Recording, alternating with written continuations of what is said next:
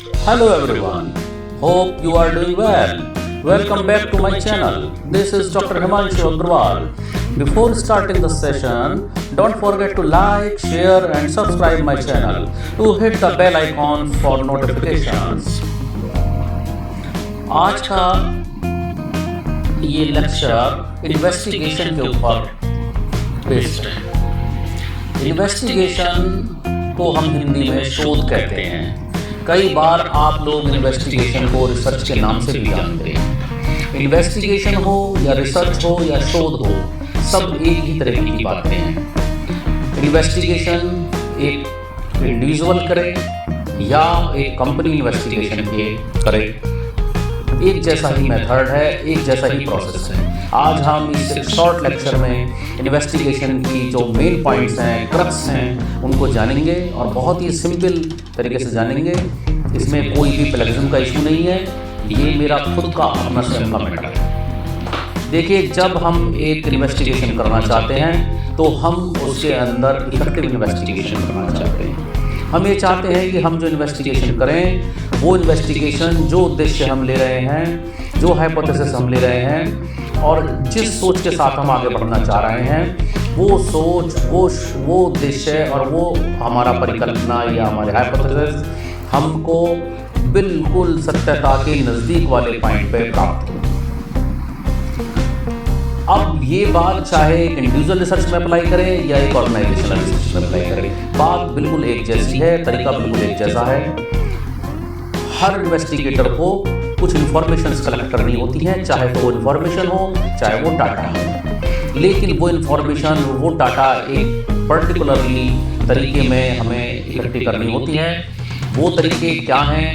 देखिए, इन्वेस्टिगेशन दो तरीके का होता है, सेंसस इन्वेस्टिगेशन या सैंपल इन्वेस्टिगेशन। सेंसस इन्वेस्टिगेशन वो है जिसमें हम अपने सिलेक्टेड यूनिवर्स के हर पॉइंट को, हर यूनिट को लेते हैं और हम उससे रिलेटेड इंफॉर्मेशन हम कलेक्ट करते हैं।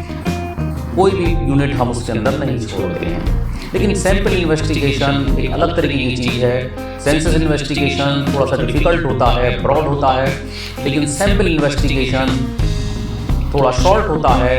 हम उसमें कुछ रिप्रेजेंटेटिव यूनिट्स यूनिवर्स की चूज कर लेते हैं। उन यूनिट्स को हम सर्च करते हैं, सर्वे करते हैं और उनसे अपने काम के लिए, अपने पर्पस के लिए, अपने उद्देश्यों के लिए हम इन्वेस्टिगेशन करते हैं। सेंसस इन्वेस्टिगेशन को ही हम यूनिवर्स इन्वेस्टिगेशन भी कह देते हैं। सेंसस इन्वेस्टिगेशन क्या है या सेंसस क्या है? सेंसस का नाम आपने सुना होगा। सेंसस जब हम पूरी जनसंख्या का डाटा इकट्ठा करते हैं तब हम उसको सेंसस कहते हैं। सेंसस इन्वेस्टिगेशन क्या है या सेंसस क्या है, बात एक ही है। सेंसस हिंदुस्तान के अंदर 10 साल में एक बार होता है। 2021 में फिर सेंसस होगा, इसको हिंदी में जनगणना भी कहते हैं। सेंसस के अंदर या सेंसस इन्वेस्टिगेशन के अंदर हम हर यूनिट का पर्सनल डाटा या पर्सनल इंफॉर्मेशन गैदर करते हैं, पहला पॉइंट। दूसरा पॉइंट, इन्वेस्टिगेशन, सेंसस इन्वेस्टिगेशन ये वहाँ फ़ायदेमंद होता है, वहाँ सुटेबल होता है जहाँ की एरिया लिमिटेड है। अगर हम एक बहुत बड़े एरिया की बात करें तो उसमें सैम्पलिंग एरर या इन्वेस्टिगेशन एरर आने का खतरा रहता है। तो हमें एक इंडिविजुअल इन्वेस्टिगेटर को हमेशा एक लिमिटेड एरिया में सेंसस इन्वेस्टिगेशन को अप्लाई करना चाहिए। सेंसस इन्वेस्टिगेशन वहाँ भी फायदेमंद होता है जहाँ पर हमारी यूनिट्स के करैक्टर हेट्रोजीनियस हैं। हेट्रोजीनियस का मतलब होता है जहाँ पर उनकी क्वालिटीज, एट्रीब्यूट डिस्टिंग्विश्ड हैं, जहाँ दो यूनिट्स के एट्रीब्यूट्स या क्वालिटीज एक जैसे मैच नहीं करते हैं, वो दोनों अलग अलग तरीके के हैं। बिल्कुल वैसे ही अगर आप एक क्षेत्र में जाएं तो एक व्यक्ति कृषि करने वाला है, एक व्यक्ति व्यापारी है और दूसरा व्यक्ति फौज के अंदर नौकरी कर रहा है, तो ये करैक्टर्स हेट्रोजीनियस हैं, मैच नहीं करते हैं। अगर एक जैसे लोग हों, जैसे कृषि करने वाले लोग हों या व्यापारी लोग हों या फौज के अंदर या नौकरी करने वाले एक जैसे लोग हों, तो वो वहाँ पर इन्वेस्टिगेशन आसान हो जाता है। सेंसस इन्वेस्टिगेशन बहुत हाई डिग्री एक्यूरेसी की हमें देता है, इससे हमारे रिजल्ट एक्यूरेट आते हैं, सत्य के निकट आते हैं, क्योंकि हम हर यूनिट का इसमें सर्वे करते हैं, इसलिए जो बायस एरर है वो इसके अंदर नहीं आती है। सेंसस इन्वेस्टिगेशन के जो दूसरे नाम है वो यूनिवर्स इन्वेस्टिगेशन भी है और कंप्लीट एन्यूमरेशन भी कहलाते हैं। सेंसस इन्वेस्टिगेशन का जो एग्जाम्पल है वो आप जानते ही हैं, पॉपुलेशन सेंसस कंट्री में होता है 10 साल में, इसी तरीके से इंडस्ट्रियल सेंसस भी होता है 10 साल में, लेबर सेंसस भी होता है, एजुकेशन सेंसस भी होता है, क्योंकि इसमें हम हर यूनिट का, हर एक व्यक्ति का डाटा इकट्ठा करते हैं। देखिए सेंसस इन्वेस्टिगेशन के लाभ क्या हैं? ये रिलायबल होता है, इसके अंदर डिटेल्ड इन्फॉर्मेशन हम कलेक्ट कर सकते हैं, बार बार इन्फॉर्मेशन कलेक्ट करने की जरूरत नहीं होती है। दूसरा, ये वहाँ बहुत सुटेबल है जहाँ पर डिफरेंट कैरेक्टरिस्टिक्स पाई जाती हैं, वहाँ हमें सेंसस इन्वेस्टिगेशन के अलावा और कोई सोल्यूशन नहीं होता। लेकिन इसके जहाँ कुछ लाभ हैं या मेरिट्स हैं, वहीं इसके कुछ डीमेरिट्स और नुकसान भी हैं।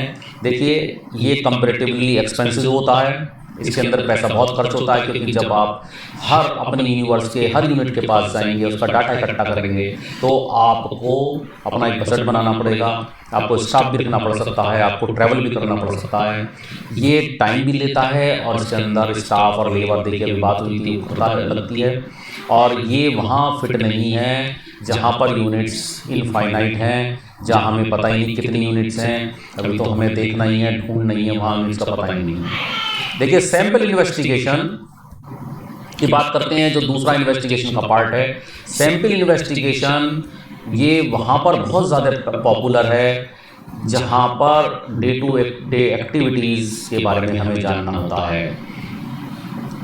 हम डे टू डे एक्टिविटीज़ के लिए हम सैंपल इन्वेस्टिगेशन यूज़ कर लेते हैं, जो हमारी एक्टिविटीज़ रेगुलर चलने वाली एक्टिविटीज़ हैं, कॉमन एक्टिविटीज़ हैं, वहाँ हम सैंपल इन्वेस्टिगेशन कर लेते हैं।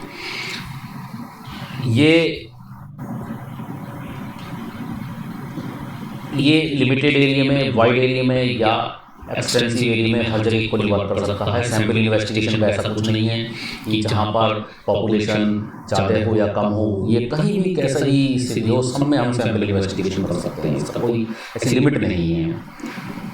जहाँ पर यूनिवर्स इन्वेस्टिगेशन इम्पॉसिबल होता है, वहाँ पर हम सैंपल इन्वेस्टिगेशन यूज़ करते हैं।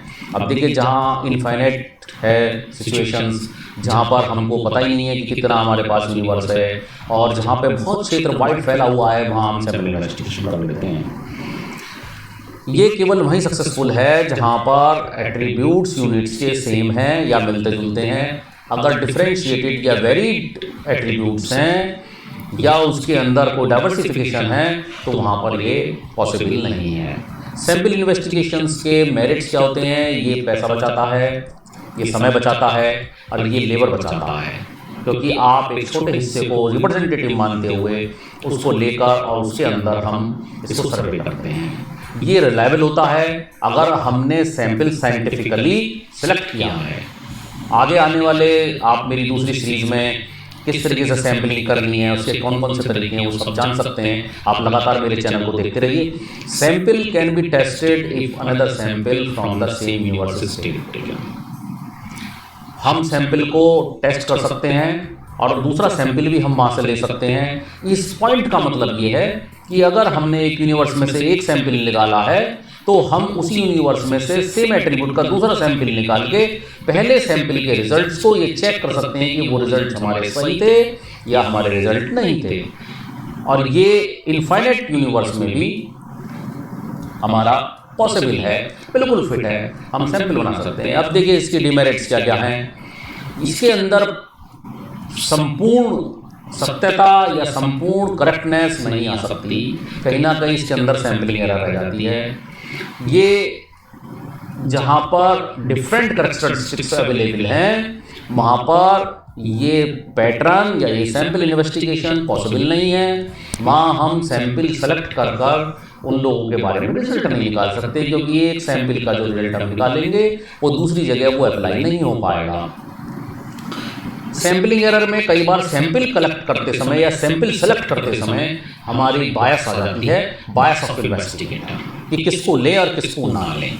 कोई क्षेत्र दूर है तो इन्वेस्टिगेटर सोचता है मैं क्या करना, मैं यहीं पास में कर लेता हूँ सैंपलिंग अपनी, तो इस तरीके के बायस आ जाते हैं। इसके अंदर दूसरी खास बात यह है कि सही रिप्रेजेंटेटिव यूनिट्स को छांटने के लिए एक इन्वेस्टिगेटर के पास स्पेशल नॉलेज होनी चाहिए, ट्रेनिंग होनी चाहिए और वो एक्सपीरियंस्ड आदमी होना चाहिए। देखिए, आपने बड़ी तन्मयता के साथ में और बड़े ध्यान से ये मेरा लेक्चर सुना और मेरे को पूरा विश्वास है कि आपको इससे बहुत फ़ायदा हुआ होगा। लेकिन आप मेरे चैनल को लाइक और सब्सक्राइब करना ना भूलें। Thank you very